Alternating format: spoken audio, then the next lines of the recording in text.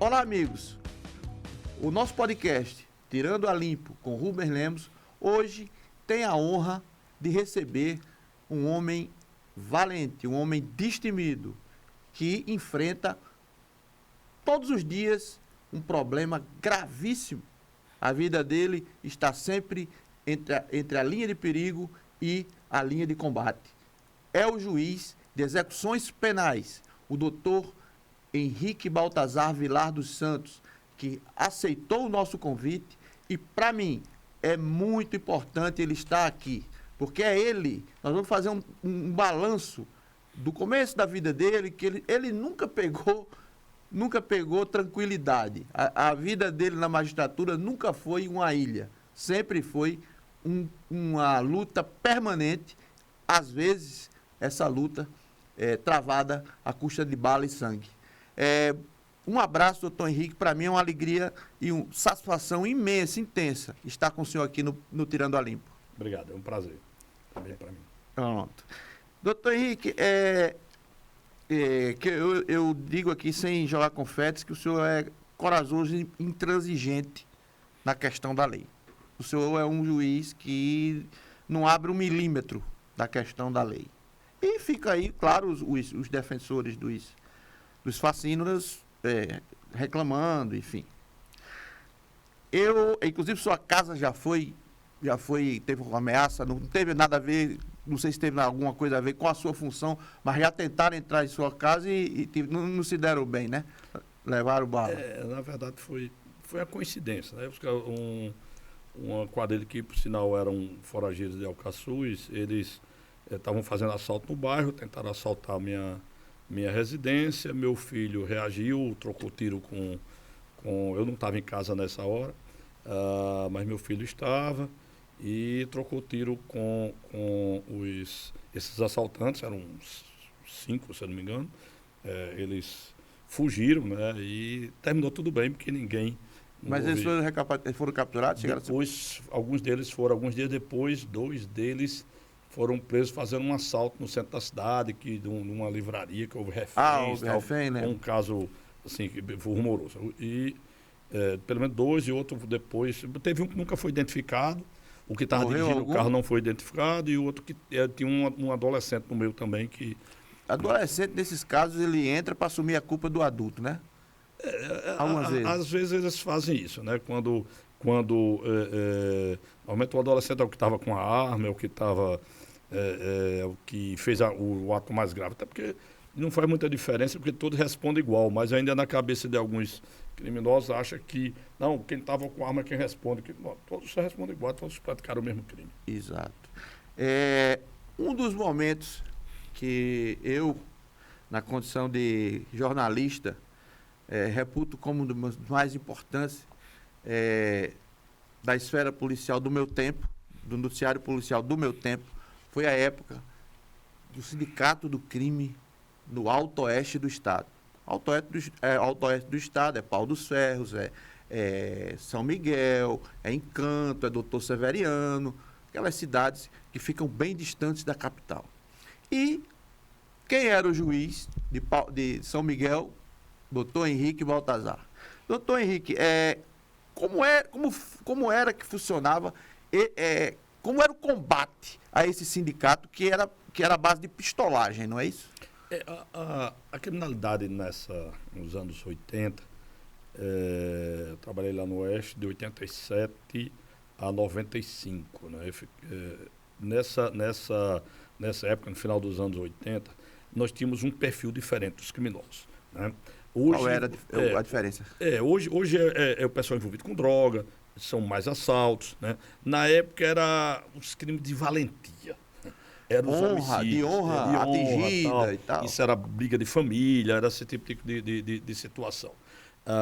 Tanto que quando eu trabalhando em Pau do Ferro, lá na empresa, havia presos, né? O presídio de Pau do Ferro foi construído na época, e tinha 80 presos, hoje são 300, né, lá, e esses 80, quase todos eram por homicídio. Né? Você raramente tinha um preso por droga, raramente tinha um preso por assalto, era tudo preso quase sempre por homicídio, era crime de violência. né? Na época, quando eu fui para São Miguel, tinha acabado de ser desbaratado o chamado sindicato do crime, não é o sindicato do crime de hoje, o sindicato O do Oeste. sindicato, ele matava por quê?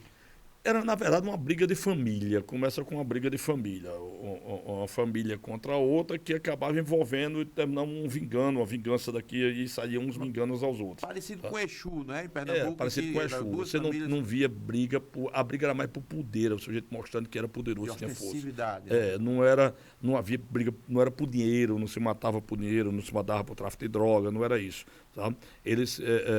Morreram várias pessoas, mas nisso, um querendo vingar a morte de outro, que aí o outro querendo vingar, e com um pouco de envolvimento político na história. Né? Um dos envolvidos nessa época era prefeito de Pereiro no Ceará, né? Que era uma cidade vizinha a São Miguel.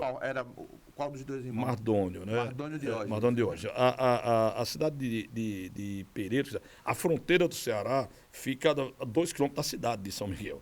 Na época, hoje eu acho que hoje encosta, né?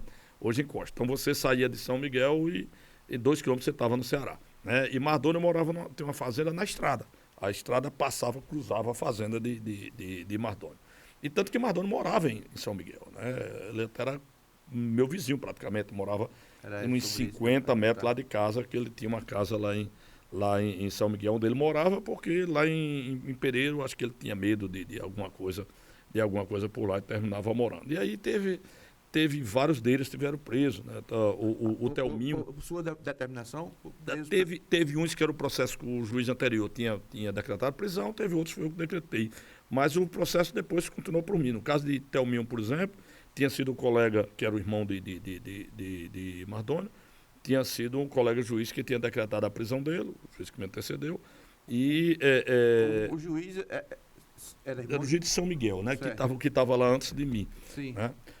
E aí, quando o Thelminho foi preso, eu já era o juiz de lá. Né? Aconteceu até uma coisa interessante na época, que eu até reputo coisa meio engraçada. Eu estava no fórum, recebi um telefonema e me avisaram que era um senador que estava querendo falar comigo. Né?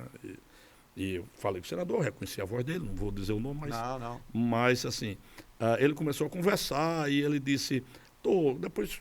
umas besteiras qualquer, um negócio tentando entrar no assunto. Sim, tentando amenizar, fazer... Aí disse, tem um amigo nosso preso aí. Aí eu disse, não, senador, eu não tenho nenhum amigo preso, não.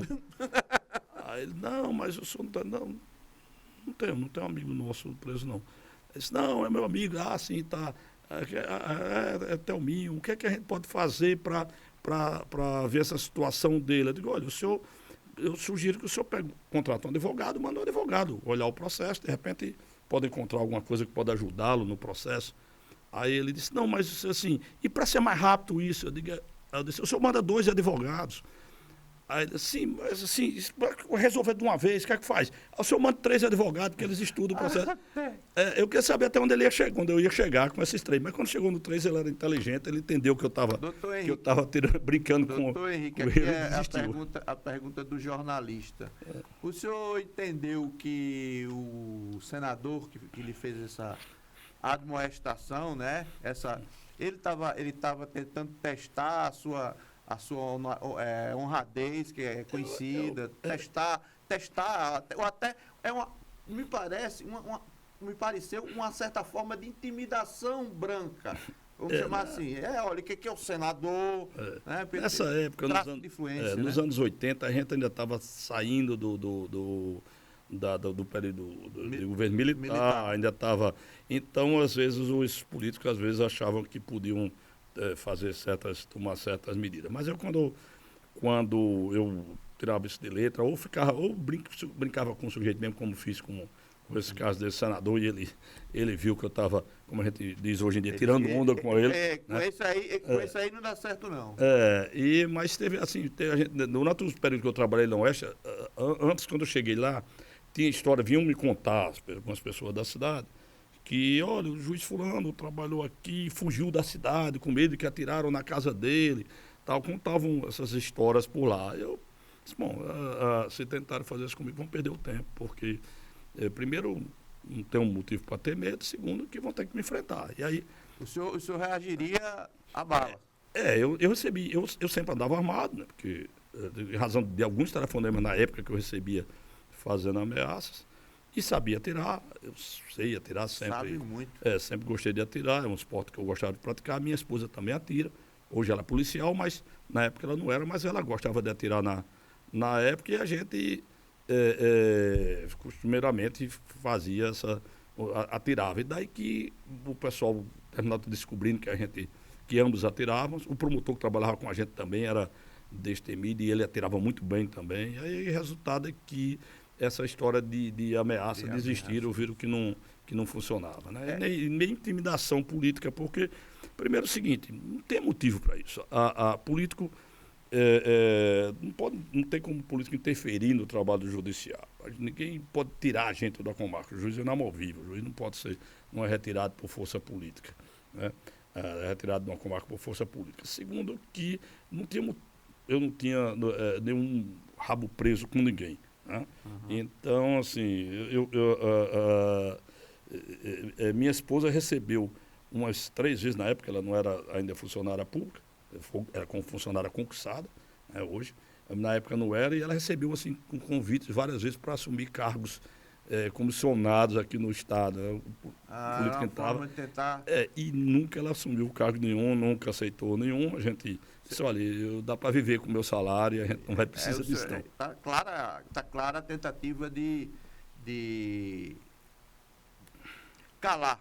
Né? Calar e agradar e tentar fazer você ficar preso a pessoa. Interesse, né? Ao interesse.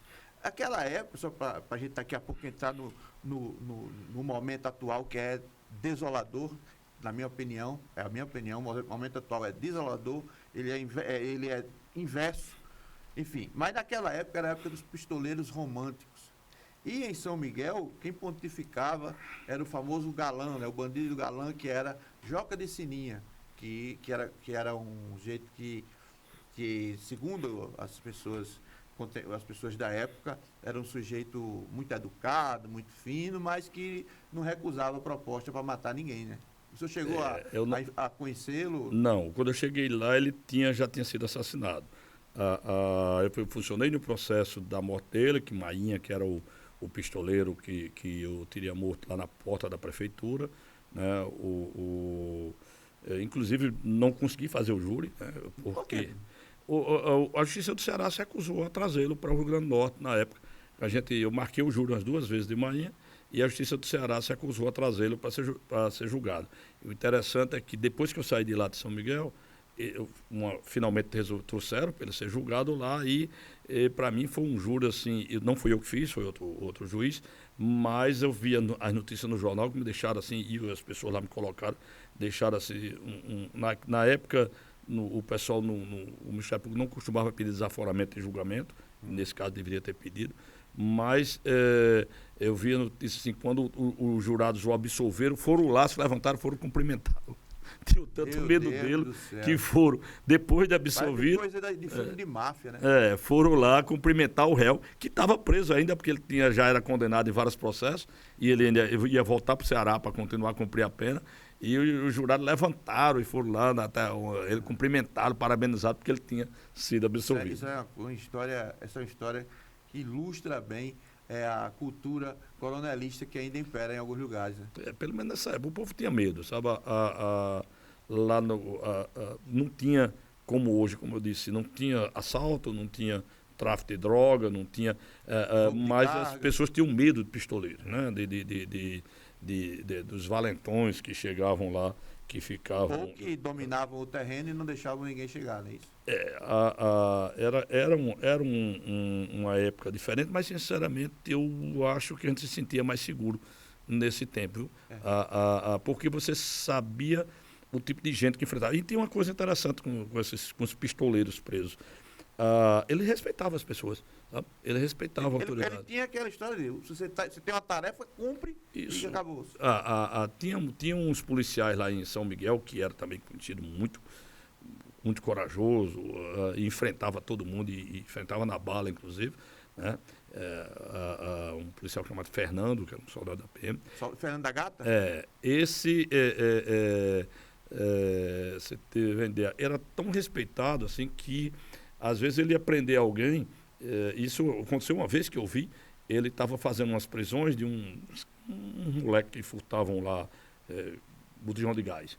E aí ele encontrou na rua um sujeito que tinha um mandado de prisão, que eu tinha expedido esse mandado de prisão contra as pessoas. Ele cruzou com um cara no meio da rua, encontrou de repente. E chamou o cara, fulano, o cara respondeu, ele disse, olha, eu sei que tem um mandado de prisão contra você. Você vai na delegacia, você avisa o cabo de dia para lhe recolher, porque daqui a pouco eu volto por lá, viu? Que eu estou indo buscar essa prisão aqui. Agora não vá não, que eu vou buscar vocês. Saiu e o cara foi e se entregou na delegacia. Fernando da Gata é da minha época de Mas você repórter tem uma policial. ideia, outra vez teve um caso com um promotor, que um motorista da ambulância da prefeitura ficou dando cavalo e pau com a ambulância no meio da rua, e o promotor chegou na hora e viu, foi lá, parou o sujeito, o cara parou a ambulância, o promotor chegou e disse, você está preso.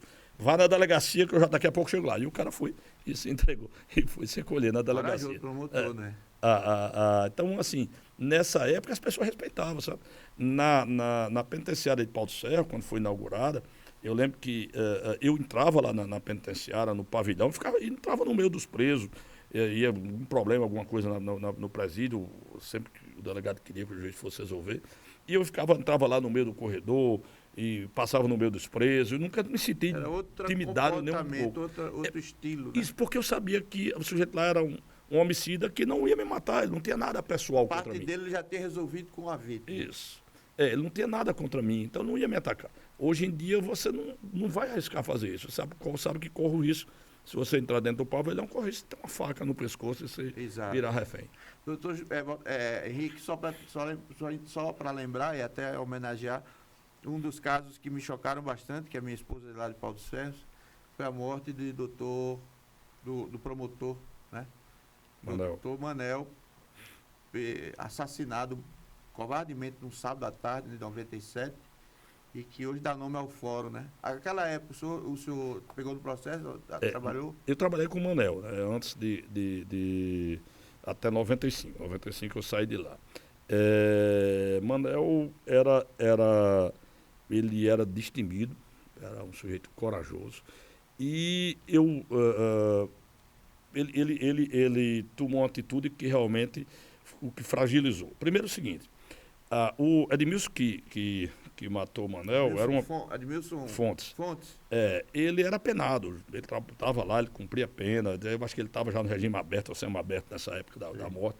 Eu conhecia Edmilson. A morte foi em 97. Eu conhecia Edmilson, né? E Manel saía para um barzinho, alguma coisa com os amigos, e levava. Ele ficava muito em Anísio. E levava Edmilson como segurança dele. Mesmo? Várias vezes. E aí, quando eu terminei sendo testemunha nesse processo, por uma situação interessante. Eu ia aqui no Tribunal de Justiça em Natal, eu fui no tribunal resolver alguma coisa, eu encontrei Manel lá no tribunal. Isso uns 15 dias antes da morte dele, uma semana talvez.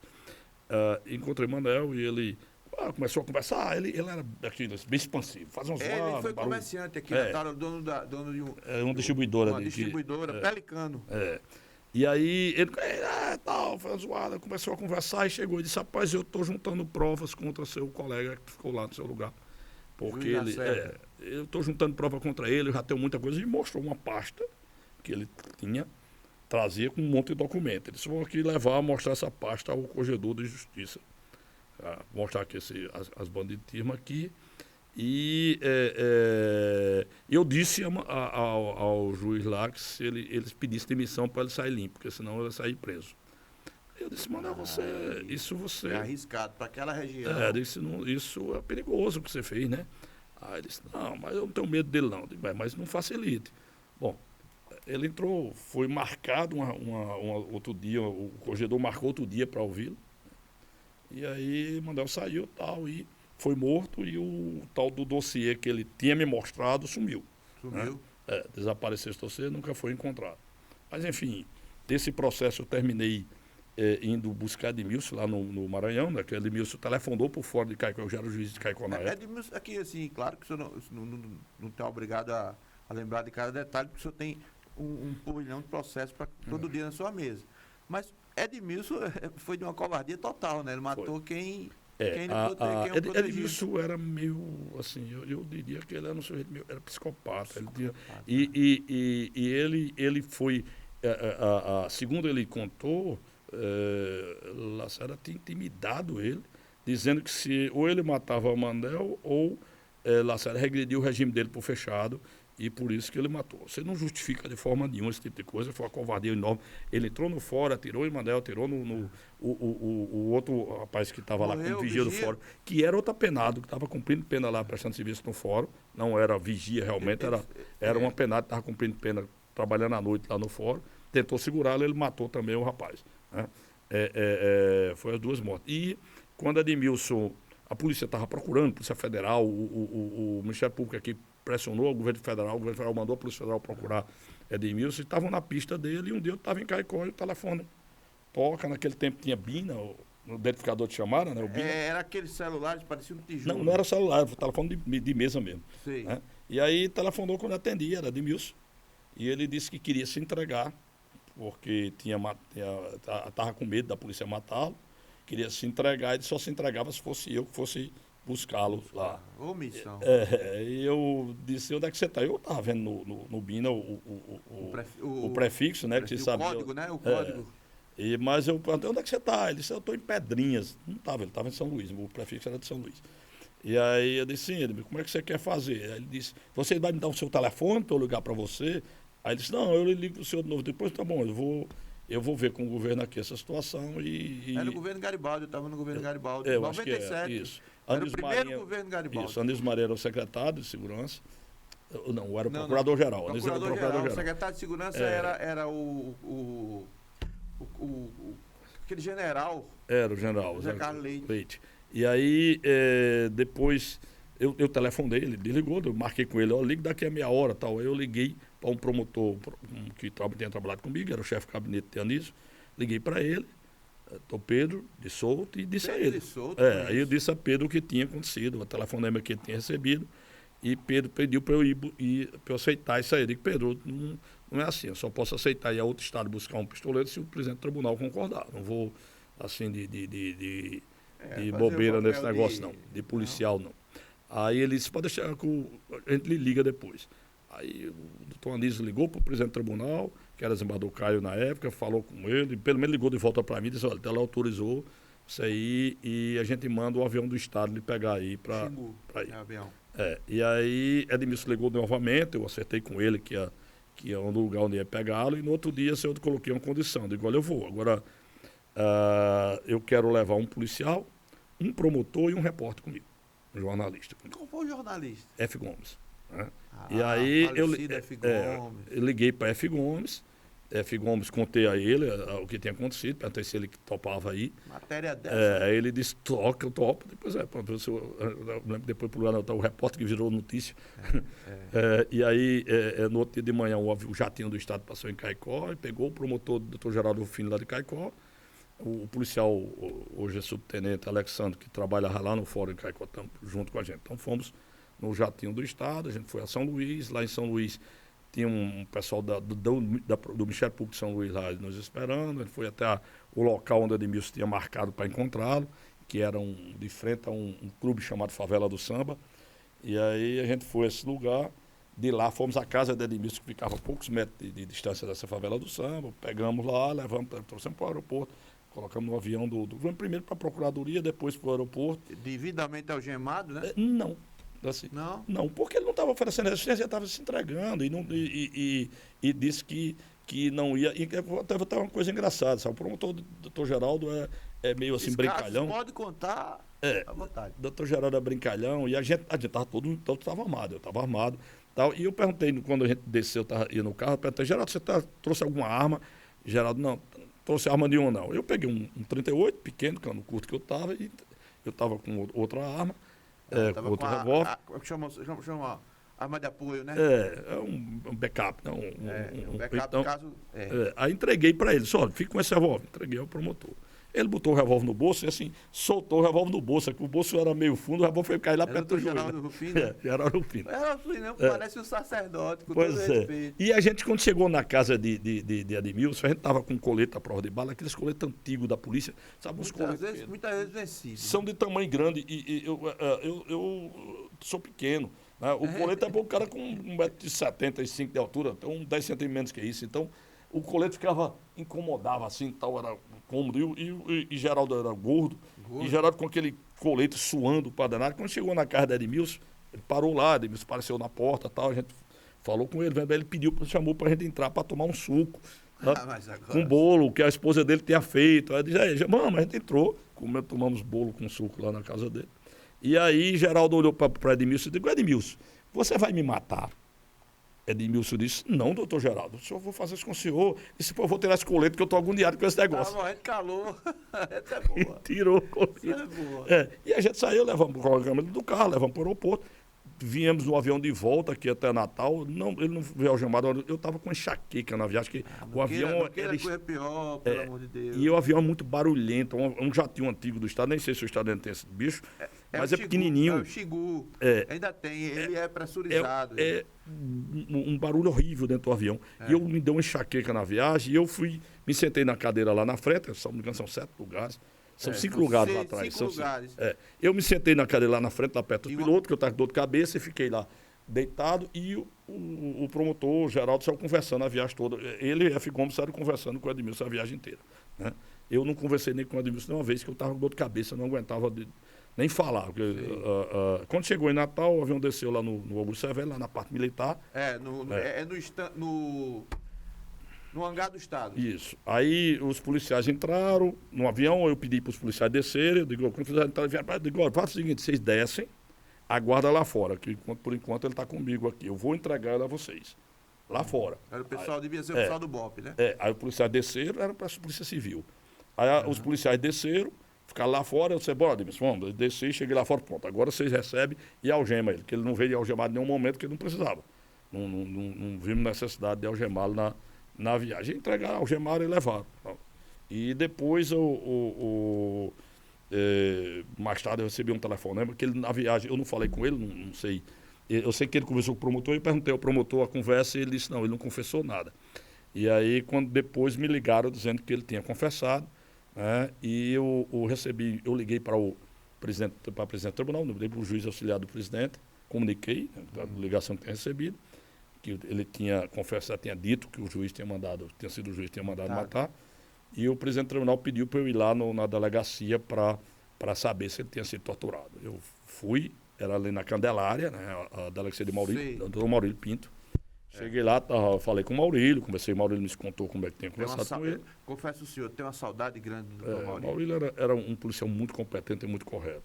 E aí eu conversei com o Maurílio e depois pedi a Maurílio para entrar lá na cela para falar com ele. Pois não. Aí eu fui na cela, e agora eu quero entrar sozinho. Não quero ninguém comigo, não.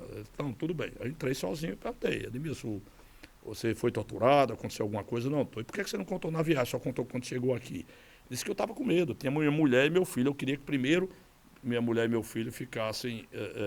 princípios de proteção. Isso. E tanto que assim, quando a gente estava lá, a condição que ele colocou lá foi que bagasse a passagem para a mulher e o filho dele virem para o Ceará, onde morava um irmão dele, e o irmão dela, não me lembro bem, e para ficar protegido lá no Ceará. E a gente pagou, inclusive eu paguei, eu comprei a passagem no aeroporto com o meu cartão de crédito, e aí depois o Ministério Público me repôs o valor, né? Mas eu comprei a passagem na época, no aeroporto lá, a mulher dele com o filho embarcaram lá para Fortaleza, e a gente trouxe ele. E aí ele só contou depois que ele calculou as horas, o tempo que demoraria para ela chegar em Fortaleza, ele disse, bom, agora eu posso contar que porque ela já está tranquila, não tem mais risco para ela.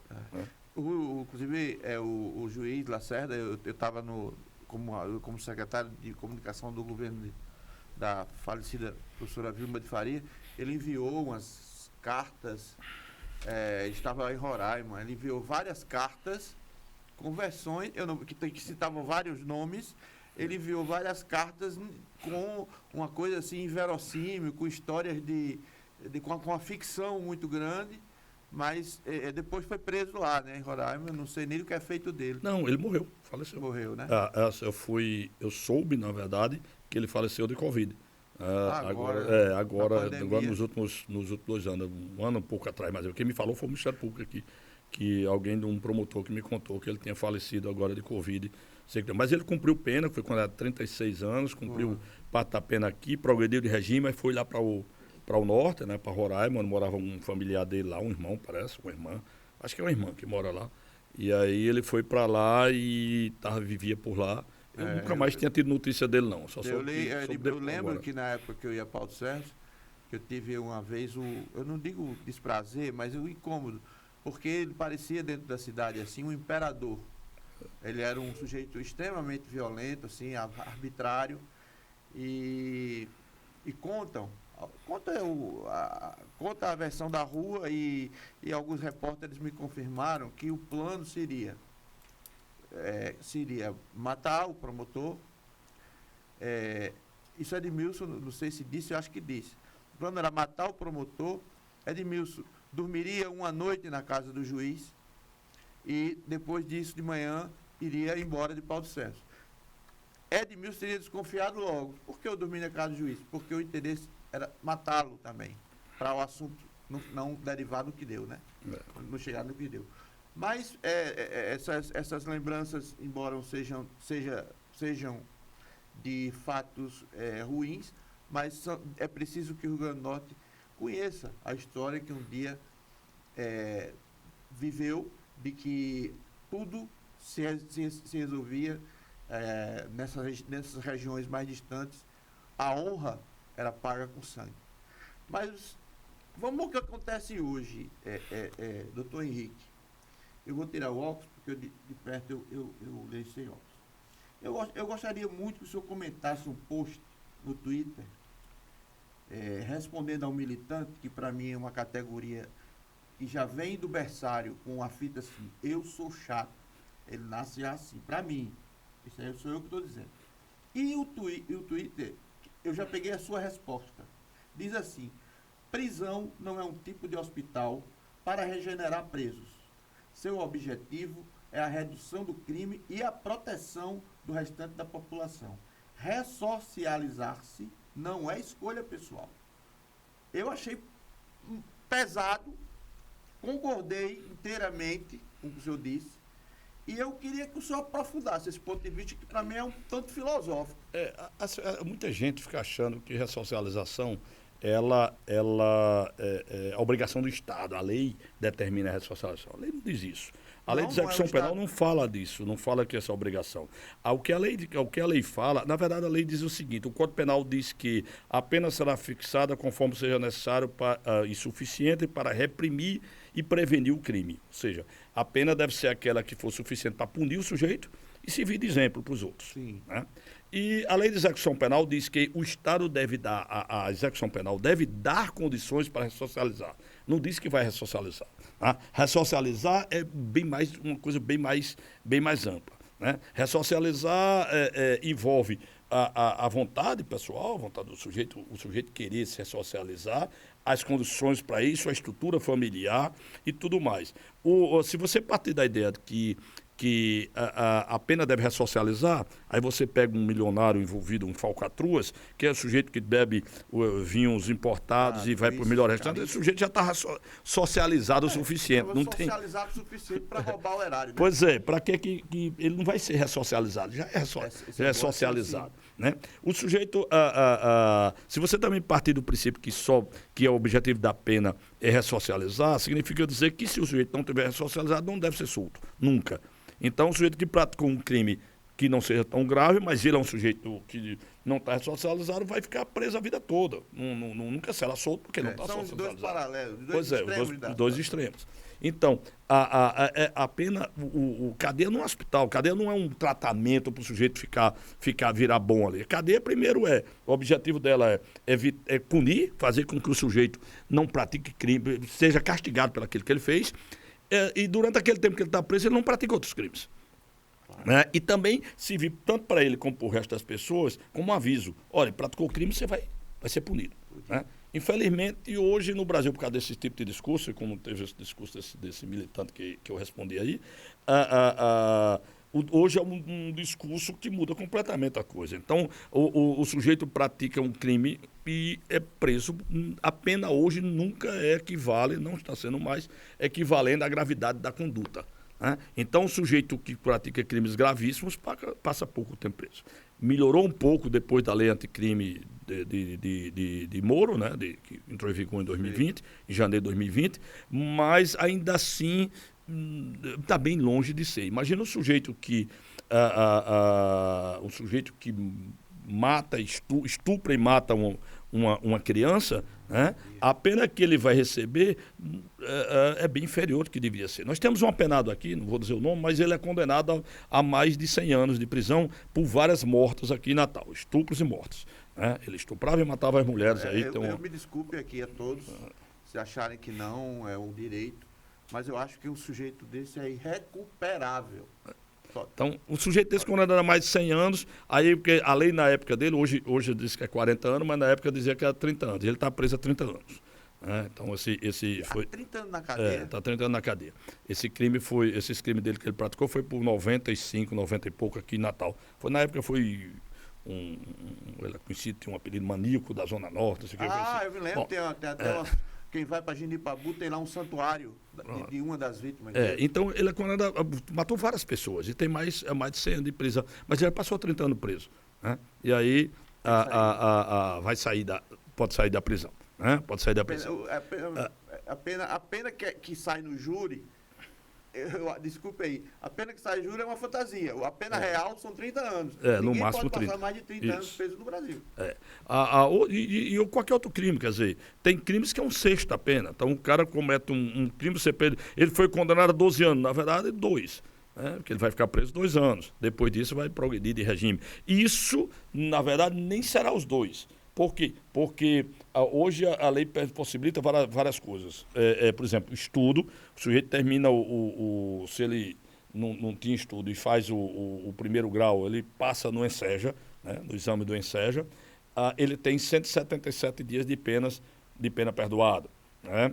Se termina o segundo grau, 133 dias a mais. Se ele lê um livro na cadeia, 5 dias a menos de pena, e daí vai. Um monte de outros benefícios que a lei coloca.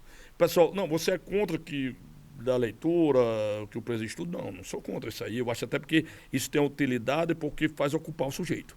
O que eu acho é que não justifica você ter 4 meses de pena a menos, né? Que é uma pena que já é cumprida num percentual bem pequenininho, conforme o tipo de crime, em relação ao crime. Do crime. E aí você começar. Então o sujeito fez o ENEM, fez o ENSEJA, fez o ENEM, começa a ler alguns livros, não sei o que, e de repente um ano de pena é perdoado dessa maneira. Aí o presidente da República, que eles podem fazer isso, qualquer presidente da República pode, todo final do ano, não precisa ser do final do ano, o pessoal tem a história, não, é o indulto natalino. Não, o indulto natalino ficou como apelido, porque normalmente eles fazem isso no final do ano. Mas no governo do FHC ele fez 2 vezes no mesmo ano. Então, o presidente da República pode simplesmente baixar um decreto aí, é decreto, não é lei, não precisa do Congresso, é o presidente que faz, dizendo, eu perdoo 1/3 da pena de todo mundo aí que estiver preso. Tirando os crimes hediondos, ele pode perdoar. Eu estou achando que a gente vai chegar nisso. Não, mas é assim todo ano. Só nos últimos 4... Eu acho que vai piorar. Veja, nos últimos 4 anos nós não tivemos. Nos últimos 4 anos nós tivemos um decreto infeliz do presidente Bolsonaro. Ele passou 3 anos sem fazer isso, indulto, só indultava pessoa que estava doente, muito doente, situações muito específicas. Fazia uma triagem. E no último ano ele fez um decreto assim, que indultou a milhares de criminosos. Né? Tá certo que o Supremo entendeu que ele está entendendo, né? Então, ainda não está terminada a votação, não. Mas se está entendendo que é inconstitucional, esse decreto está sendo na esteira daquela história do perdão lá de um deputado. Mas estão entendendo que ele abusou desse decreto, então não será aceito. Mas esse ano o presidente atual pode fazer isso. Ele pode simplesmente, no final do ano, baixar um decreto, como já fez outras vezes. Quando ele foi presidente antes, todo ano ele fazia isso. Um decreto perdoado 1/4 da pena. Perdoado 1/4 da pena. Depois de 4 anos, 1/4, o cara está totalmente perdoado. E por que fazem isso, na verdade? É uma política criminal? Não, é para esvaziar as cadeias. Por que é para esvaziar as cadeias? Porque custa dinheiro. Tá? Infelizmente... Quanto custa um preso por dia? O trabalhador que ganha salário mínimo saber. Não, um preço não custa barato, mas o raciocínio tem que ser outro. Deixa eu colocar só um minutinho para vocês isso aí. Calcula-se, porque é um cálculo muito difícil de fazer, porque você tem que calcular a depreciação do presídio, quantos anos para a depreciação do custo que é num presídio, um custo de pagar todos os policiais penais, o salário de todo mundo, a alimentação, bababá, todas as despesas. Então, calcula-se que um preso custa entre R$ 1.500 a R$ 2.000 por mês. Mas aí você vai raciocinar. Dizendo, não, R$ 2.000 é mais do que o que ganha um trabalhador, né? É um preço alto. E o custo da insegurança? Quanto é que não custa a insegurança? Quanto é que não custa você ter que ter toda uma estrutura policial para tentar lhe defender um pouco? Isso custa para o Estado. E quanto custa também pessoalmente para você ter que manter uma estrutura de segurança na sua casa, cerca elétrica, muro alto, um cachorro, vigia, sei lá o quê. Uma estrutura de cadeia, né? Da própria casa. Que as pessoas têm hoje em dia. Um prédio, você tem que também ter toda uma estrutura de segurança naquele prédio. E para aquela pessoa que foi vítima de um crime, que perdeu o pai, perdeu o filho, perdeu o... Qual o custo da segurança? É isso. É por isso que meu raciocínio, na verdade, é o seguinte. O Estado paga pouco, gasta pouco com cada preso. Na verdade, era para gastar mais. Na verdade, o Estado... porque o custo não é no preso, o custo é para nós que estamos fora. O custo é para o resto das pessoas. Então, se você consegue montar... Se o Estado gastar mais dinheiro e montar uma estrutura de segurança que funcione, isso é muito mais positivo, sabe? Não importa se você gasta 10 mil por mês para manter o sujeito fora do mundo, fora da comunidade, fora da sociedade. Desde que as pessoas tenham segurança para viver. Desde que você possa criar seus filhos com qualidade, com tranquilidade. Hoje, você tem algumas... um monte de praça em Natal que é totalmente abandonada, você não vê ninguém lá. Aqui acolá você tem uma pracinha que tem gente, aí quando você vai atrás tem uma guarnição lá da Guarda Municipal, ou tem uma guarnição da PM lá naquela praça, por isso as pessoas estão lá. Eu estava de férias na Europa e ficava super admirado. Você chegava a qualquer hora do dia ou da noite nas praças, um monte de gente, nos parques, uma cidade de 200, 300 mil habitantes, tem a floresta no meio da cidade, que é um parque. Mas é uma floresta. Tá? Você caminha dentro daquela floresta, tem raposa ali. E é dentro da cidade. E você não anda com medo de ser atacado ali naquele lugar. Né? Naquele lugar. Aqui no Natal, por exemplo, você não pode ir na praça. Numa praça que tem de frente à sua casa, você não pode estar de noite ali para pegar seu filho e brincar, ou seu cachorro, e brincar ali na praça, porque você tem medo do que pode acontecer. Então, para mim, o custo, o que se gasta para manter um bandido preso é barato, porque aquilo ali se repercute em prol da sociedade. O problema no Brasil é que foi isso o contrário. A segurança das pessoas. A segurança das pessoas. No Brasil, o que se faz é o contrário. Se soltam o Estado para evitar custos, solta criminosos. E solta criminosos que não deviam estar soltos. Né? Doutor Henrique, me responda uma coisa. Duas perguntas emendadas na outra. Ressocialização é uma ilusão? Não, acontece. Só que é difícil. Qual percentual em relação aos reincidentes? É difícil dizer isso porque as estatísticas no Brasil não funcionam. Né? Primeiro é o seguinte, se você tem um país em que apenas 8% dos crimes são apurados, o crime mais grave no Brasil, o homicídio, apenas 8% dos homicídios são apurados. Né? Isso é muito grave. Então, se você... contra a vida. Isso. E é o que mais grave. E o corpo está ali. Imagina um assalto, um cara tomou o celular de outro, levou o carro de outro. Qual o percentual desse tipo de crime que é apurado realmente, que o sujeito é processado? É um percentual muito baixo. Então, você não consegue dizer que qualquer número que disser nesse sentido é falácia. Não é verdade. Popular, é mentira. Porque o que tem muito, inclusive... Porque eu sinto, eu tenho 35 anos de jornalismo, um mínimo de percepção e de visão, de leitura de cenário. Eu noto as entidades de esquerda não gostam realmente do juiz Henrique Baltazar.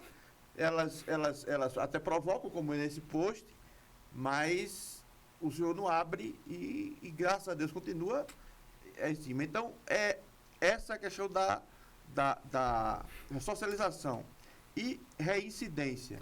Pois veja, como é que eu posso dizer qual é a reincidência se o sujeito não é pego? Existe uma pesquisa aí que diz que o sujeito que é um assaltante que é pego, na verdade, ele foi pego no 20º crime que ele praticou. não sei quem se basearam para fazer essa pesquisa. Eu acho que foi conversando com os presos lá. Tem um professor Peri Chiquida, que é o professor da Universidade Federal de Londrina, é um dos brasileiros que faz estudo muito sobre a economia do crime, um dos melhores do país, ou talvez o melhor. Do crime? É, a economia do crime. Ele, na verdade, faz o seguinte, ele é professor de curso de pós-graduação, doutorado e mestrado, e aí ele conduz muita pesquisa nesse sentido. E ele disse que ele vai a presídios conversar com os presos.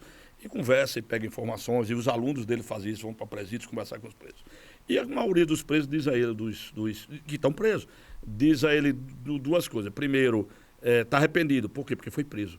Não está arrependido por outro motivo. Porque não se entregou depois que fez. Ele só está arrependido porque foi preso. Tá? Ele não está arrependido porque se arrependeu de ter praticado a conduta. Ele está arrependido porque a polícia o pegou. Isso a gente vê frequentemente. Você faz a audiência, o advogado pergunta para você está arrependido? Estou, senhor, estou muito arrependido. Aí eu sempre complemento. Por que você está arrependido? É porque eu estou preso. Sim. Lógico. Ele não está arrependido porque ele se arrependeu da conduta. Full HD para ele? Ele não está arrependido da conduta que ele fez. Está arrependido porque foi preso. Né? Então, a primeira coisa que esse arrependimento é porque foi preso. Segundo, que o crime compensa. O crime no Brasil compensa. O crime no Brasil compensa. Sabe? O sujeito que tinha um apenado aqui em Natal, era um assaltante e tal, estava preso, passou alguns anos preso em Alcaçuz, 5 anos mais ou menos, eu não me lembro o tempo exato, mas diziam mais ou menos 5 anos. E aí progrediu de regime e fugiu, desapareceu. Né? A história que a gente sabe, ouviu falar, é que o cara é milionário, tem uma fazenda enorme lá no Mato Grosso, naquela região, Mato Grosso do Sul, por ali, Mato Grosso do Sul, naquela região. Centro-Oeste. Com não sei quantas cabeças de gado, tudo que ele juntou, comprou, praticando crimes. Né? Praticando crimes. Então, esse sujeito, o sujeito, sei lá, conseguiu roubar 10 milhões de reais. Conseguiu um patrimônio de 10 milhões de reais. Passou 5 anos preso, 2 milhões por ano. Você ganha 2 milhões por ano? Coitado de mim. Quase pouca gente consegue ganhar isso aí. Aí vale a pena o cara ficar 5 anos preso e depois. Isso se ele resolver se afastar do crime. Né? Esta semana aqui em Natal a polícia estourou uma quadrilha que história de um roubo de diamante aí, de um furto de diamante, um roubo de 500 mil reais, né, de diamante. Deram azar, foi pego, alguns deles foram pegos numa operação policial. Se não fosse pego, 500 mil reais compensa?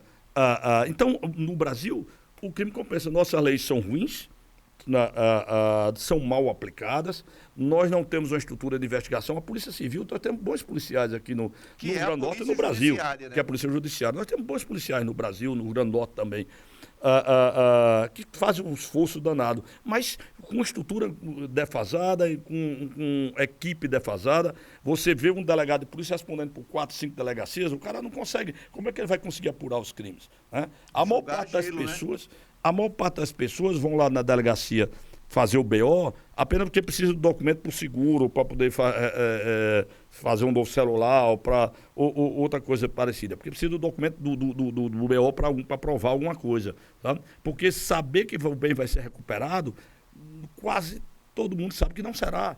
Tá? Quase todo mundo sabe que não vai ser. Mesmo se o assaltante for pego, ele não vai recuperar o seu bem. Tá? Quase todo mundo sabe disso. Então, por quê? Porque o cara pode até ser preso, vai passar alguns meses na cadeia, talvez alguns anos, e depois vai ficar com a renda do crime. Então, Peri Chiquita diz que o crime no Brasil compensa. Né? O crime, para algumas pessoas, o crime não compensa quando há um efeito moral muito forte em cima disso. Alguém que não era conhecido. A mídia e tal. Não só amigos, amigos também. Pessoas que não eram conhecidos como criminosos, pessoas que jogavam futebol com você, que convivia com você e de repente é descoberto que ele é criminoso e todo mundo, a maioria das pessoas quer distância dele, aquilo destruiu toda a estrutura de vida dele. Então há um baque moral também sobre a vida dele. Né? Isso talvez seja o efeito mais forte. Mas cada vez se tenta evitar isso no Brasil. Se tenta evitar que o criminoso tenha sofrimento. Hoje em dia é proibido a polícia divulgar a foto de um bandido que ele pegou. Eu estranho muito. Uma coisa que, para mim, eu me colocando no lugar do leitor, do leitor de internet e tudo. Polícia prende assaltante de banco. Aí não tem. E bota a foto com um negão da cara, assim, para nem aparecer o rosto do sujeito. A Polícia Civil, a Polícia Militar, ou Polícia Penal, sei lá, Polícia Militar, que geralmente é quem prende. Polícia Militar prendeu um assaltante que roubou uma mulher nas proximidades do Nordestão. Fere todos os princípios jornalísticos. Nós jornalistas temos que esclarecer. Quem tem que, e isso está se tornando um lugar comum. No caso do Diamante, saiu a notícia. A polícia faz uma operação e prende 3 advogados. Quem são esses advogados? Por que saia do ladrão de galinha? Não sai. Não é nem do ladrão de galinha, não sai o nome mais. Não pode publicar mais o nome. Nem do ladrão de galinha. É uma lei, hoje é proibido fazer isso. Né? Então não publica mais o nome. Você vê a notícia, a imprensa, o suspeito, o cara pega em flagrante, acabou de matar alguém. O suspeito, que suspeito? Todo mundo viu ele matando. Facada, é suspeito. É só suspeito. Mas é suspeito, e não pode dizer o nome, não pode publicar a foto dele. É decisões dos tribunais brasileiros, dos tribunais superiores. É proibido fazer isso, é proibido divulgar. Então, nem essa força, esse mal moral, o sujeito tem mais. Então, se o mal da pena quase não existe, o mal moral também quase não existe. Então, compensa, termina ficando compensador a praticar crimes. É muito, no Brasil, infelizmente, está sendo assim. Está sendo hoje, e a cada dia as decisões da própria justiça estão caminhando nesse sentido. Né? Estão caminhando para se tornar cada vez mais compensador praticar crime. Estou vendo a hora começando, a justiça determinou que se devolvesse os 100 quilos de cocaína do sujeito lá que foi pescado. boa. Doutor Henrique, eu li uma entrevista recente do senhor à Tribuna do Norte, onde eu trabalho, e a Tribuna faz parte do nosso sistema de comunicação que tem o nosso podcast nele. Eu vi uma entrevista em que o senhor disse que o Estado virou refém das facções ou do crime. Eu gostaria que o senhor explicasse. O Estado perdeu a guerra para as facções criminais? A guerra não terminou, mas o Estado tem perdido batalhas em cima de batalhas. Né? Hoje, as facções criminosas chegaram no Rio Grande do Norte por volta de 2010. Mais ou menos houve uma mudança radical da forma de fazer crime. Nessa época, você chegava, por exemplo, em Alcaçuz, tinha uns bandidos que todo mundo conhecia. Que era fulaninho, um cara parrudo, forte, brabão, não sei o que era o que... Era o xerife do pavilhão. Pois é, esse termo aí. Era o xerife do pavilhão. Todo mundo conhecia e sabia que aquele cara botava a moral lá e mandava no presídio. Depois de 2010, as facções começaram a chegar e começaram a matar esses caras. Acabou. Não tem mais esses xerifes foram mortos. Né? De repente, você viu uma notícia de um cara que foi arrancada a cabeça dele lá dentro do presídio. Ele era um xerife. Exemplo, né, pois é, ele é xerife. E as facções passaram a controlar o presídio. Mais ou menos de 2015 a 2017, o Estado do Rio Grande do Norte perdeu total controle sobre o sistema prisional. Isso naquela rebelião. Né? Na rebelião em 2015... Aquela rebelião foi desmoralizando. Veja, não estou nem falando, não estou falando da de 2017, que foi a famosa que foi internacional. 2017. A 2015, na verdade, o Estado perdeu o controle em 2015. Então, e como o Estado nós estamos há 8 anos nas mãos do crime. Depois a coisa muda um pouquinho, mas deixa eu contextualizar. Até 2015, o Estado começou a perder o controle aos poucos. O Estado começou a ceder o controle do sistema prisional para criminosos. Né? E aí, antes, o que o Estado estava acostumado com isso... Negociava com eles, inclusive? Não, simplesmente não impedia. Antes disso, o Estado tinha perdido o controle para os xerifes, né? Aqueles bandidos perigosos. E era uma coisa mais ou menos consentida pelo Estado. Você sabia que eles faziam um pouco de vista grossa com isso aí. Depois, quando as facções chegaram, elas passaram a controlar o sistema. Então, em 2015, aconteceram várias rebeliões aqui no Rio Grande do Norte. Se você procurar, você vai ver que de março a agosto de 2015 foi uma sequência de rebeliões. E os presos chamavam quebra das trancas. Então, eles arrancaram as grades dos presídios. Então, os presídios ficaram sob controle dos presos totalmente durante esses 2 anos. Chega 2017, janeiro de 2017, aquela rebelião que foi notícia no mundo inteiro. Né? Foi a notícia mais importante. Repito, quem está dizendo sou eu. Aqui. Foi a notícia que foi mais importante de um governo de 4 anos, que era o governo da época. Quando o Estado perde, aí o Estado desnudou, ficou claro para todo mundo que o Estado não tinha controle do sistema prisional. Depois disso, o Estado resolve assumir o controle. né? Então, no final do meio do ano 2017 para frente, o Estado assume o controle do sistema prisional. Então, o que é que acontece? As facções são enfraquecidas, né? Por quê? Porque o crime era controlado de dentro dos presídios. Depois de 2015, principalmente depois de 2015, antes disso já tinha fatos, mas principalmente isso se torna regra depois de 2015. Você tem ideia, a coisa era tão séria que existe a gente chama na justiça a maleta. A maleta é o quê? É um equipamento eletrônico que existia lá, era a BIM que fazia isso, que trazia, era um aparelho que detecta celulares. Então a gente chegava com essa maleta lá em Alcaçuz, colocava lá, ela fazia um rastreamento, identificava todos os celulares que estavam dentro da área da Alcaçuz. Tá? Então, pessoal, aquele negócio de botar uma torre, não sei o quê, isso é besteira. O que é que a gente fazia? Podia fazer isso todo mês, se quisesse. Chegava lá na porta do presídio, você detectava todos os celulares e oficiava para as empresas, para Claro, Oi, TIM, não sei o quê, para cada todas as empresas, esses celulares têm que ser desligados. E as empresas desligavam o celular, acabou. O cara tinha um aparelho que não servia para nada, porque ele não tinha como botar uma rede nele. Bom, então isso se fazia, você fazia... bloqueava 250 celulares, no mês que vem ia fazer novo, tinha mais de 250. Era isso que eu ia perguntar.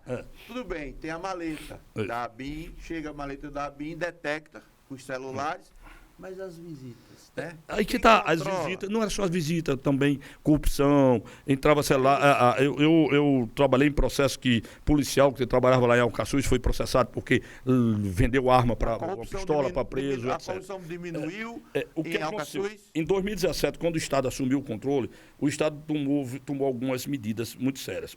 A técnica que Mauro aplicou, uma delas é que ele chama segurança proximidade. Mauro, muito bom secretário. A segurança proximidade, ou seja, a segurança proximidade e o fim do barulho. Então, como o sujeito tem que ter silêncio dentro das celas, primeiro, controlou o presídio, colocou as trancas. Segundo, os policiais estavam nos corredores do presídio, certo? Ouvindo, andando. Então, se você está dentro de uma cela à noite, no silêncio, né, Alcaçuz, o cara começar a bater lá para cavar o chão, o policial escuta, o barulho ecoa lá dentro do pavilhão. O policial ia lá na cela. O senhor participou dessas discussões para melhorar? Participei. Então, o que aconteceu? Acabou. As facções pararam de controlar os presídios. E as facções estavam controlando aqui fora. O mundo aqui fora, o Rio Grande do Norte já tem, principalmente Natal e cidades vizinhas aqui, tem bairros que a polícia, não digo que não entra, mas só entra como a gente usa na linguagem popular de ruma. Se for um carro de polícia lá, tá errado. O Maurílio dizia na tora. Na tora. A polícia no bairros aqui na Grande Natal, que a polícia só entra se for na tora. Se for vários carros de polícia e sabendo que vai enfrentar tiro, né? Vão tomar tiro. Então, significa dizer que temos regiões do Rio Grande do Norte já que são controladas pelas facções. Então, as facções estão ganhando aqui fora, estão. Dentro dos presídios elas perderam. Elas não têm controle no presídio. O Estado continuou controlando. Por isso que fazem rebeliões querendo moleza, né? E o pior que hoje, assim, o discurso... eu até acredito que, na verdade, estão sendo enganados pelas facções. Esses órgãos que fazem esse trabalho estão sendo enganados. Tem nada de ideologia, né? Não, bom, você que está dizendo. Mas, assim, eu acho que eles estão sendo enganados. Os caras estão mentindo para eles, dizendo que estão querendo uma coisa, na verdade é outra. Eu falei, dei uma entrevista ao Fantástico, eu disse ao pessoal do Fantástico, quando vieram me entrevistar sobre a história nós, por que tem botar uma televisão dentro da cela para o preço de poder assistir um programa, uma novela, um filme e tal, e a tomada para botar um ventilador, porque o calor é muito grande. Nós temos um estado muito quente. Então, o calor é muito grande. Então, por que tem que colocar isso? Porque o objetivo não é colocar a televisão, nem colocar o ventilador. Isso é a desculpa. Sabe? O objetivo é ter uma tomada para carregar o celular. Por que não tem celular hoje no presídio? Não é que não entra, não. Até pode entrar. Corrupção ainda continua existindo de corrupto em todo lugar. Então, é possível entrar. O problema é que você não tem como carregar o celular. Tá? Você não tem tomada dentro do presídio. Não existe tomada lá para ninguém carregar o celular. Eles ficaram de mãos atadas onde eles devem estar e agora estão com as mãos agressivamente brutais, atacando, quando bem querem, a população, né? Com dia tal vai acontecer isso. Eles estão tentando tomar o controle de novo do sistema prisional, e se continuar nesse ritmo vai terminar tomando, né? E eles controlam aqui fora. Que ritmo, doutor Henrique? nesse ritmo que está acontecendo, né? Todos os dias tem alguma coisa caminhando nesse sentido para se conseguir isso aí. Por enquanto, ainda continua, o Estado não concorda que coloque televisão e ventilador lá dentro do presídio. Se deixar, você vai começar a ter celulares lá dentro do presídio também, né? E várias outras pequenas coisas que ficam tentando, sabe? Sim. Então, assim, se você não tem punição, por exemplo, para quem pratica faltas disciplinares dentro do presídio, para quem quebra disciplina dentro do presídio, logo você não tem mais controle da disciplina lá dentro do presídio. Daí vai, né? Várias coisas que podem acontecer. Mas aí, diante do que o senhor disse, hoje o Estado ele está conseguindo segurar as facções. Tá dentro dos presídios. Mas na rua... Era exatamente isso. O que poderia ser feito para, de verdade, de concreto, para que nós não revivêssemos o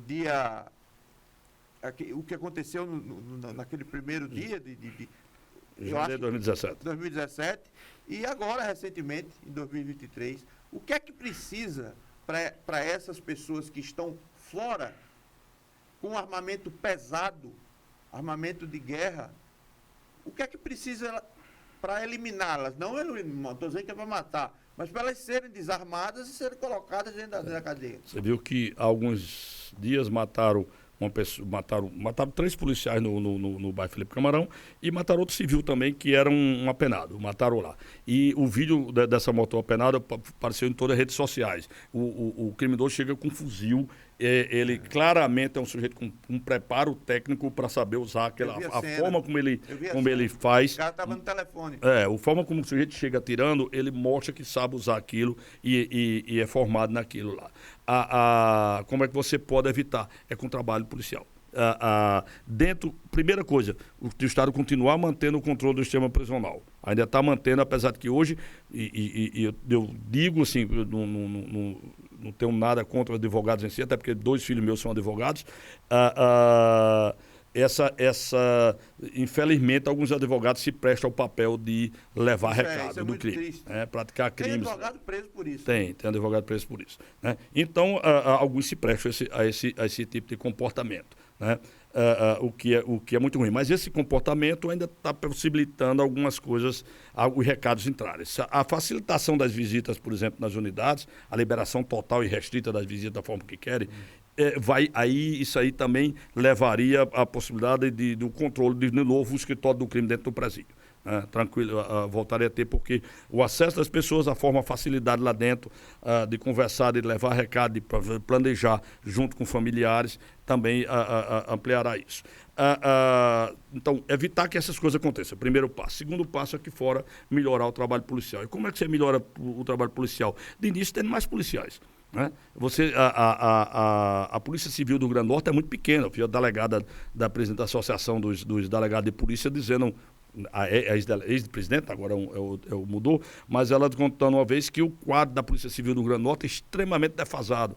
Não lembro agora qual o percentual, mas nós temos muito menos policiais civis do que deveríamos ter. Então, você tem que melhorar o quadro da polícia para poder cobrar o resultado do trabalho da polícia. Você não tem até como chegar para a Polícia Civil e querer uma produção muito grande de trabalho, você não tem nem quem faça, né? Hoje, o pessoal sempre termina, o governo termina, todos, não estou falando do governo atual, termina falando, não, porque a polícia militar, porque a polícia militar é ostensiva, você está vendo os carros de polícia rodando. A polícia militar é a única presença do Estado que chega nas comunidades pobres. E aí vê o carro da polícia, leva para as pessoas aí dentro que o Estado está trabalhando. Quando, na verdade, o que dá mais resultado é o trabalho da Polícia Civil. Porque a Polícia Civil é que vai investigar os crimes, é que vai descobrir quem cometeu os crimes e eles puderam ser presos. Então, você precisa melhorar a Polícia Civil do Rio Grande do Norte para que a Polícia Civil possa realizar mais prisões de criminosos. E também tem que melhorar a Polícia Penal. A estrutura prisional do Rio Grande do Norte não é suficiente. Nós não temos cadeia suficiente para a quantidade de presos. E até tem algumas cadeias, mas não tem como colocar os presos lá porque não tem policiais. Por exemplo, Mossoró tem um pavilhão novo, foi feito lá na penitenciária de Mossoró, um pavilhão que na Manegócio, que é um pavilhão previsto para 80 presos, né? E você não tem nenhum preso lá, porque não tem policiais para cuidar daquele pavilhão. Então, se você tem uma polícia penal que é insuficiente, você também não consegue controlar isso. Então, e você não pode prender porque não tem onde botar. Uma pergunta que eu acho que eu não sairia daqui sem fazer. Desde 2016, eu estava inclusive trabalhando como assessor de imprensa do Tribunal de Justiça do Rio Grande do Norte, mas isso não tem nada a ver. Eu já não estou mais. É o seguinte, foi lançada em toda a mídia possível a audiência de custódia, que é o seguinte: o preso, ele é preso em flagrante e antes de ir para a cadeia, propriamente dito, para a tranca, propriamente dito, ele vai para uma sessão com o juiz. Eu assisti algumas coisas que me nojaram. Vai para a sessão com o juiz, você vai melhorar, você promete que não vai mais assaltar? Claro, doutor, claro, doutora. O que é que o senhor acha das audiências de custódia? Aumentou o número de crimes depois delas? Olha, eu acho primeiro que há uma injustiça muito grande em relação à audiência de custódia. Vou explicar por quê. Segundo, essa situação, por exemplo, que você contou de alguns juízes, é possível de acontecer porque você tem, cada pessoa é uma pessoa, né? Cada um tem sua forma de pensar. Cada pessoa sentença, tem juízes que têm uma forma de pensar e tem juízes que são ingênuos. Eu costumo dizer aos colegas isso. Tem colegas que são ingênuos, né? Que não conhecem o crime, não conhecem a forma de pensar da criminalidade. Mas o senhor saca logo o bandido, né? Eu tenho 38 anos de juiz criminal. Então, todos os juízes mais antigos, os colegas mais antigos, têm a mesma situação. Todos nós, a gente já vive muito tempo nisso, então a gente consegue entender alguma coisa. Tem alguns colegas que realmente agem aparentemente de uma forma muito inocente. Né? E termina que não uma coisa parecida com essa que você disse. Mas, na verdade, assim, a audiência de custódia em si não está errada. Certo? Por incrível que pareça, a audiência de custódia ela é correta. Apesar de, e vou explicar por quê. Tá? O que eu acho que aconteceu foi a má divulgação do que era a audiência de custódia. Então, veja, na época que a audiência de custódia foi criada, o ministro Lewandowski, que era o presidente do Supremo, ele... Essa comunicação, o senhor está dizendo que deveria ser feita pelo judiciário todo. Mas o tribunal também errou. O discurso do presidente do Tribunal do Rio Grande do Norte, na época, o discurso do presidente do Supremo Tribunal. O que eles foram para o discurso, e o discurso foi o seguinte... É o ministro Lewandowski e o eu acho que era Cláudio Santos, que era o presidente. Era o assessor de imprensa dele. Então, eles chegaram e disseram o seguinte... a audiência de custódia nós temos que diminuir a porta de entrada na cadeia, tem que prender menos gente, e aí tem que criar um freio, um funil, para entrar menos gente nas cadeias, porque as cadeias estão superlotadas. Esse é o erro do discurso. Tá? O motivo da audiência de custódia não é esse. Eu faço audiência de custódia. Certo? É um revezamento dos juízes criminais da capital fazendo audiência de custódia. Isso. Então eu fiz, há poucas 2 semanas atrás, eu fiz audiência de custódia. Né? Então, o objetivo da audiência de custódia não é esse. O objetivo é você ter uma prisão melhor. É você peneirar o que está preso, a pessoa que está sendo presa, para saber quem realmente deve ficar preso. Então, vamos lá. Você está, quando chega na audiência de custódia, você é um jornalista, uma pessoa séria, de respeito, eu não conheço ninguém que fala mal de você.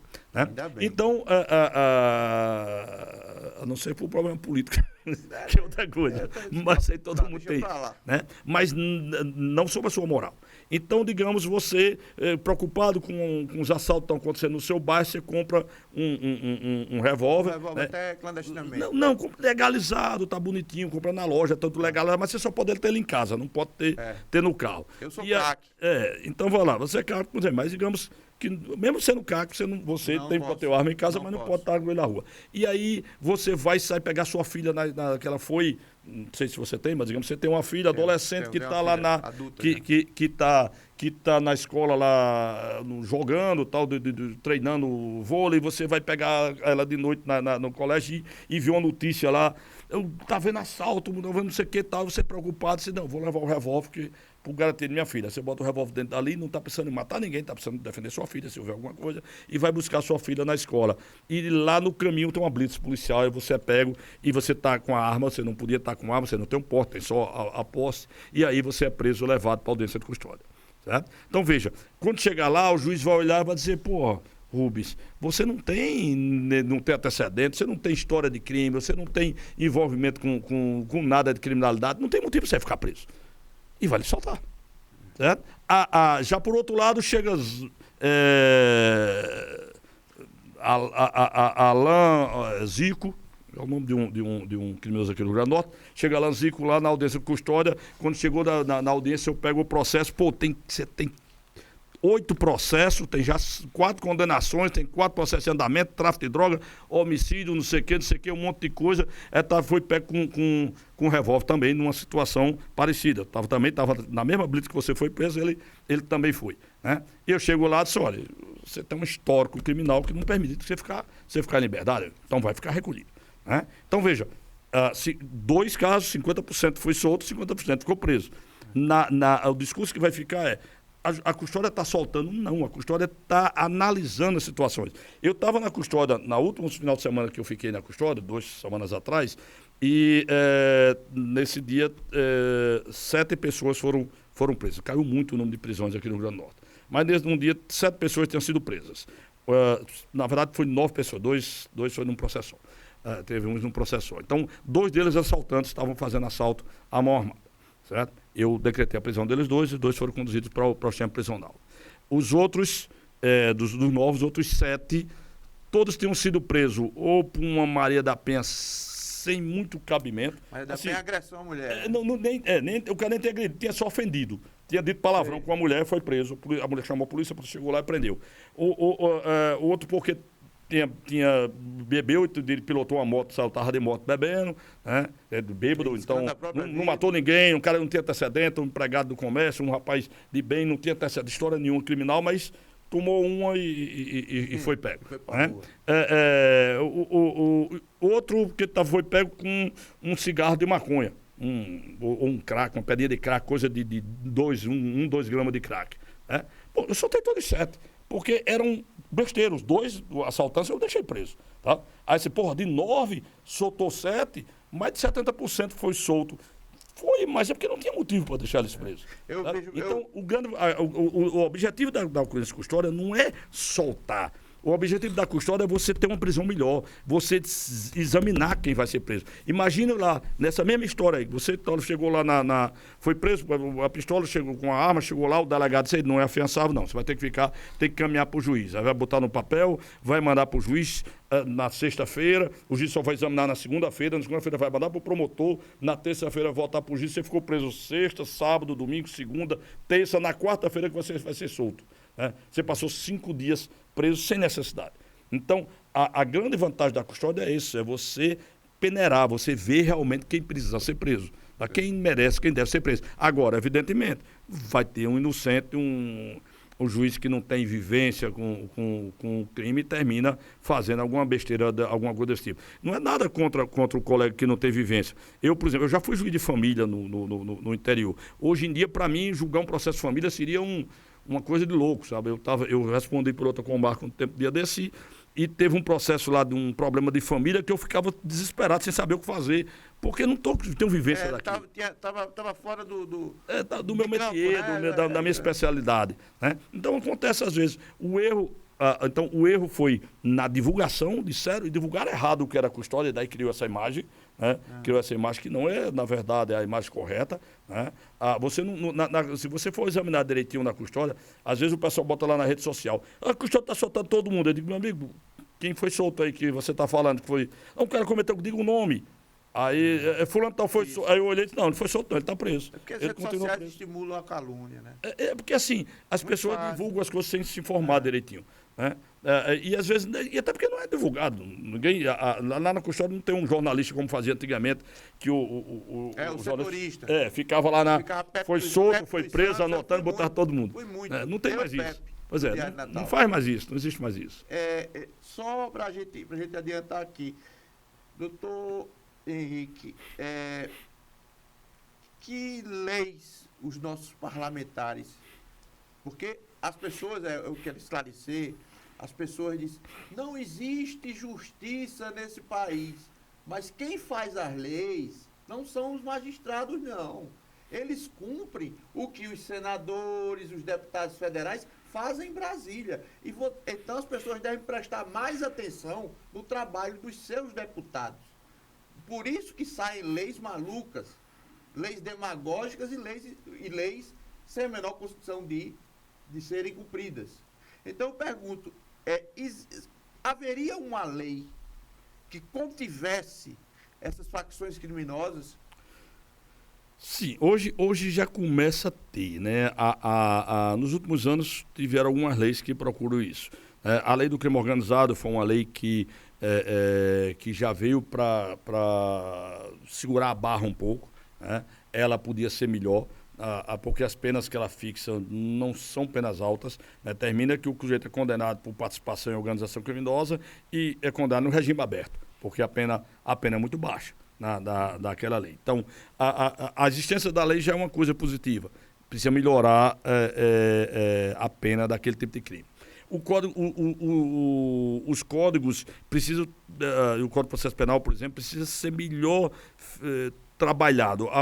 Me parece, às vezes, que lá no Congresso o pessoal tem quem vai redigir as leis, termina, ou às vezes, muitas vezes, no debate lá da discussão, termina algum mais sabido do que os outros. Isso. Consegue tirar uma palavra que aquela palavra que altera o contexto. Altera o contexto e acaba levando a facilitação de certas situações. Sabe? Então, algumas leis precisam realmente ser melhoradas. Um exemplo bem simples. Na lei do anticrime, que é do ministro Moro, que é do final de 2019, essa lei, dezembro de 2019, entrou em vigor em janeiro, essa lei sobre os percentuais colocados para o sujeito ter direito a uma progressão de regime, ela aumentou o percentual de vários crimes. Aí, por um erro de redação na lei, o sujeito autor de crime hediondo, que era o sujeito que, digamos, ele tem um histórico, 5 roubos, foi condenado 5 roubos e um latrocínio. Né? Então, a gente entendia... Latrocínio é matar para roubar. Matar para roubar. A gente entendia que ele é reincidente. Se é reincidente, o percentual vai ser do latrocínio. Como o crime hediondo, o percentual era 60%, 3/5 da lei. Então, somava todas as penas dele, tem que cumprir 3/5 dela, porque ele teve um crime hediondo no meio. A forma como foi redigida foi colocado que se ele for reincidente específico, da forma como está. Então, daí é o seguinte, esse mesmo camarada que tem 5 condenações por roubo e 1 por latrocínio, ele não é reincidente específico. Então, por aqueles roubos, como eram crimes antigos, ele vai cumprir 1/6 de cada uma pena dele e do latrocínio vai cumprir 40%. Então, na verdade, por um erro de redação, tá? Um erro de redação da lei. Terminou beneficiando muito os autores de crime hediondos. Eu queria saber o seguinte, é fato ou é boato que as facções criminosas estão ficando cada vez mais inteligentes, mais ousadas, mais atrevidas, e estão serpenteando, vou dizer assim, por outras atividades lícitas, bancadas pela facção, e com isso tornando praticamente impossível, tornando-se uma bolha difícil de ser furada. É difícil de ser furada. É fato. Não só isso. As investigações feitas nos últimos tempos mostram, primeiro, as facções hoje dominam muito, lavam dinheiro com muita atividade legal. Já tem políticos eleitos pelas facções. Eu conheci candidatos na última eleição. O Rio Grande do Norte por hora está fora? Não, tem também. Também muito grave. Então, muito grave. Então, veja, e tem pessoas ocupando outros cargos também. Recentemente foi divulgado uma investigação de que algumas facções estão pagando cursinhos para pessoas fazerem concurso para juiz e promotor. imagine. De repente você vai ter tem juízes e promotores que são ligados a facções, né? E pode passar, é um concurso. O sujeito não tem história criminal, não tem antecedente criminal, vamos fazer uma investigação social, não vai dar nada errado contra ele e de repente ele faz parte da facção. A gente tem frequentemente notícia de policiais sendo presos participando de facção. Não é por crime de extermínio, não. É por tráfico de droga, é por outros crimes, é por assalto, roubo de carga, etc. De crimes ligados a facções criminosas, né? Da mesma forma, há um risco se de repente começar juízes a soltarem membros das facções, porque aquele juiz faz parte da facção. E discurso tem qualquer um. Eu lembro que a gente brinca no judiciário dizendo o seguinte: você, em qualquer caso, qualquer que seja a decisão, você pode tomar qualquer decisão. Basta que tenha uma fundamentação para isso. Você encontra fundamentação tanto para condenar como para absolver. Tá? E a gente vê isso direto nas notícias dos tribunais superiores, né? Por exemplo, na jurisprudência do STJ, aquele camarada que foi preso há poucos dias, lá acho que foi em Brasília, que sequestrou uma menina de 12 anos para estuprar essa menina, de acordo com a jurisprudência do STJ, ele não podia ter sido preso, porque o policial não estava investigando. O policial fez uma abordagem lá, recebeu uma notícia anônima e foi lá e prendeu o camarada quando ele estava com essa menina para estuprar. E de acordo com a jurisprudência do STJ, ele tá solto. Não poderia, porque o policial não estava investigando ele, então não poderia ter feito essa abordagem com base em uma notícia anônima. Bom, então você encontra na jurisprudência dos tribunais superiores argumento para qualquer coisa que se queira, só precisa saber fazer. Então imagine o juiz que seja ligado à facção criminosa, ele vai encontrar o argumento em todo lugar para poder soltar criminosos ligados à facção. É perigoso, cada vez pior. A notícia também de poucos dias das investigações feitas é que Marcola, por exemplo, ganha 5 milhões de reais por semana. O cara lucra 5 milhões de reais por semana. Então, nem Antônio Hermílio nos bons tempos. Pois é, o sujeito que a quantidade de dinheiro essa facção é muito, esse povo tem muito dinheiro. Né? Então pode fazer muita coisa. Né? É impossível, não é impossível vencer as facções. Achava-se que aqui todo mundo dizia isso, e eu sempre dizia que o contrário, que não era assim, mas eu vi muitas vezes governador e outras autoridades e pessoas dizendo: olha, não tem solução para o sistema penitenciário. E controlou o sistema penitenciário do Rio Grande do Norte. Né? Então, também pode se controlar, agora é difícil. Tem que ter disposição e principalmente disposição de governo. Né? Os governos têm que ter disposição, vontade política para enfrentar isso, para enfrentar as facções. É algo complicado, é algo difícil e é perigoso, né? Porque você vai desagradar as facções e corre risco de sofrer, de ser morto por eles. Continuo, agora o nosso tempo já foi embora, mas eu continuo perplexo com a informação de que existem ligações das facções com políticos eleitos agora.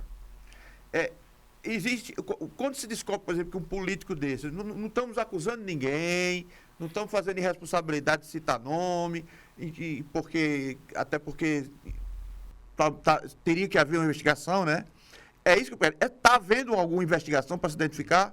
Nós temos grupos policiais aqui no Rio Grande do Norte, inclusive o DAICO, o GAECO, a equipe integrada de inteligência que funciona com as polícias a nível federal com a polícia a nível estaduais, tem trabalhado muito para tentar combater as facções criminosas. O trabalho deles tem sido muito bom, agora são muito poucos. Ele não consegue ainda um grande resultado, mas eles têm trabalhado, têm investigado, têm feito algumas prisões, têm conseguido trabalhar algumas investigações, mas são investigações muito difíceis. Principalmente, por exemplo, se você pega uma investigação envolvendo alguém que detém cargo político, aí ela tem foro privilegiado, na maior parte STJ das vezes.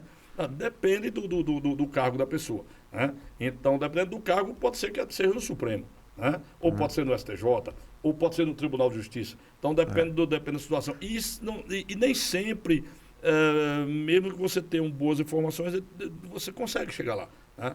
Porque tem pessoas que são inteligentes, que têm ligação, são eleitos por eles, é crime fazer parte da organização criminosa, mas você não consegue provar.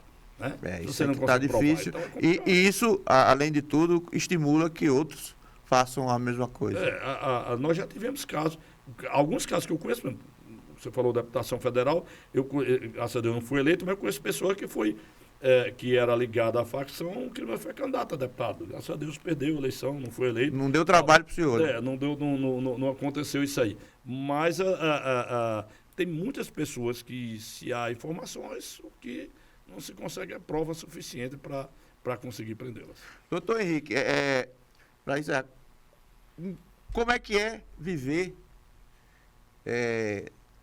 sob os olhares perversos de facções criminosas? O senhor e sua família, como é viver e como é a sensação de não abrir mão da luta? Eu vivo normalmente como sempre vivi. Eu não sou festeiro, não gosto eu sou muito familiar, gosto das coisas dentro de casa, com minha família. Então, a vida de minha família, nós vivemos como sempre vivemos. Toda a minha família tem um pouco disso aí, é muito caseira, né? Então, a gente não tem muito esse perigo. A gente procura evitar, a gente segue regras estritas de segurança. Nós temos muitas regras de segurança que nos são impostas, inclusive pelo GSI do Tribunal de Justiça. O Gabinete de Segurança Institucional do Tribunal de Justiça nos dá recomendações para vivermos, né? E a gente procura seguir isso aí. Para mim não muda muito, porque aquilo que ele disse que eu não fazer, eu já não faço mesmo. Então não muda, não muda isso aí, né? Não tem o problema com isso aí. Se o colega que tem o contrário, que gosta, por exemplo, de frequentar certos lugares, isso aí... Sair em rede social, tal. Que gosta de, sei lá, jogar futebol na praia, é perigoso. Ir para carnaval fora de época. Ir para o carnatal lá no meio isso é perigoso. Aí você vai estar em lugar que você corre risco de acontecer alguma coisa com você. Quem gosta disso aí tem mais dificuldade, né? O trabalho é trabalho. Para mim, eu entrei... Eu era bancário, né? Eu trabalhava no Banco do Brasil e eu sempre brinco com o pessoal dizendo o seguinte: quando deu os primeiros anos de juiz, eu ganhava 20% menos do que eu ganhava no Banco do Brasil. Então eu saí do Banco do Brasil perdendo dinheiro. Para mim, cumprir com minha obrigação é aquilo que me deixa realizado. Eu gosto de fazer aquilo que eu entendo que está correto. Eu procuro trabalhar o mais certo possível. Vou erro como qualquer um, não sou milagreiro para só acertar sempre, porque lá vou errar alguma coisa. Se alguém disser que não erra, é mentiroso. Todo mundo erra. Todos nós. Ayrton Senna errou e morreu lá. Ninguém esperava que ele, Imola. que ninguém esperava que ele errasse. Errou e aconteceu isso, né? Então todo mundo pode errar, né? Mas eu procuro fazer o correto, procuro viver cumprindo aquilo que eu me propus a fazer. O podcast Tirando a Limpo agradece com muita satisfação, com muita alegria por tanto que foi discutido aqui, a presença do doutor Henrique Baltazar, juiz das execuções penais, que cuidam, dentre outras coisas, das sentenças que são aplicadas ao crime organizado. Então, um abraço a todos e até a próxima edição.